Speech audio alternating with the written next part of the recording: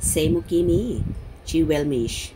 Inamin na muntik nang maging boyfriend ang heartthrob na si Paolo Avellino.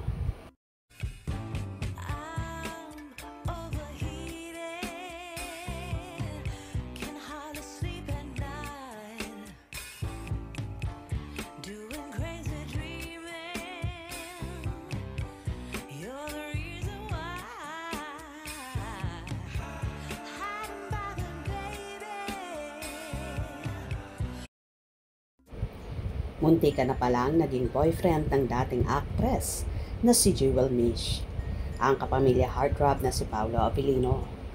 Itong naging pasabog mismo ni Jewel nang maging guest siya sa programang Fast Talk with Boy Abunda. Habang nagkukwento si Jewel tungkol sa kanyang starstruck journey, bigla niyang na-name drop ang pangalan ni Paolo na ayon sa kanya ay nanligaw at nagpakita ng tunay na intention sa kanya mula sa kanilang batch. Medyo ilan-ilan sa kanila yung nag-show ng interest, pero yung seryoso talaga was Paolo Avellino. Say ng starstruck, ultimate sweetheart. Pag-amin pa niya, naging kami rin yung naging close. Siya talaga yung tagapagtanggol ko that time.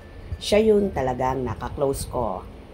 Pero agad namang nilinaw ni Jewel na kahit may mutual understanding at kilig sa pagitan nila, hindi sila naging official na magjowa.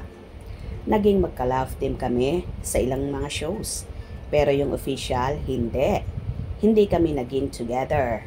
Sambit niya. Nang tanungan naman si Jewel sa Fast Talk segment kung sinong actor ang muntik na niyang maging boyfriend, walang kemi niyang binanggit ulit ang pangalan ni Paolo.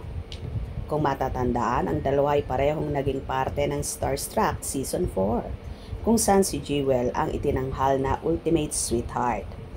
After niyan, dire-diretso na ang naging karera ng actress sa showbiz.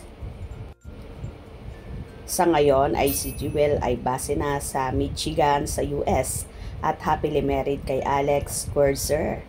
Isa na rin siyang full-time mom sa 3 cutie daughters niya na si Isla Rose, Emerald Jade, at Isben Kiel. Well, bakit kaya hindi nauwi sa pagiging magkasintahan sina Paolo at Jewel? Posible kaya ba na nawala ang pagmamahalan nila sa isa't isa? Dahil nga lumipat na si Paolo sa bakuran ng ABS-CBN at nagkahiwalay na sila ng tuluyan, kaya walang relasyon ang nabuo sa dalawa. Ano naman kaya ang magiging reaction dito nang napapabalitang jowa na ngayon ni Paolo na si Kim Chiu? For sure okay lang naman yon sa dalaga dahil fast na yon at mga bata pa sila noon. Ang importante sa lahat ay yung sa ngayon, kaya no kay Virgin si Kimi at happily married na rin naman si Jewel kung saan sa US na nakabase. Hope you enjoyed. Please subscribe for more info.